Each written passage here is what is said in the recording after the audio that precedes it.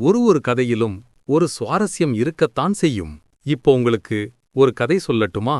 இது கிராமத்து குழந்தைகளும் நண்பன் மாமரம். ஒரு அழகான கிராமத்தில் ஒரு பெரிய மாமரம் இருந்தது.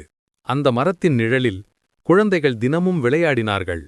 அது அவர்களுக்கு இனிய பழங்களையும் கொடுத்தது. பறவைகளுக்கும் அது ஒரு பாதுகாப்பான வீடாக இருந்தது. ஆனால் ஒருநாள் கிராம மக்கள் கூடி பேசிக் கொண்டார்கள். இந்த மரத்தை வெட்டிவிட்டால் நமக்கு நிறைய மரக்கட்டைகள் கிடைக்கும். அதைக் கேட்ட குழந்தைகள் மிகவும் சோகமடைந்தார்கள். அவர்கள் மரத்திடம் ஓடி வந்து அதைக் கட்டி அணைத்துக் கொண்டு கண்ணீர் விட்டார்கள். மரமே, நீ எங்கள் நண்பன், நாங்கள் உன்னை காப்பாற்றுவோம் என்று சொன்னார்கள்.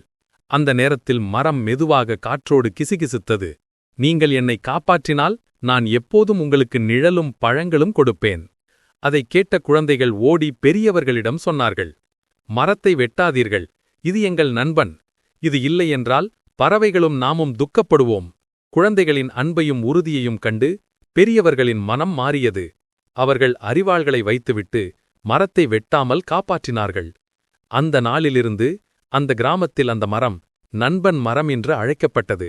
பாடம்: இயற்கை நம் உண்மையான நண்பன். அதை நாம் காப்பாற்றினால் அது எப்போதும் நம்மை காப்பாற்றும்.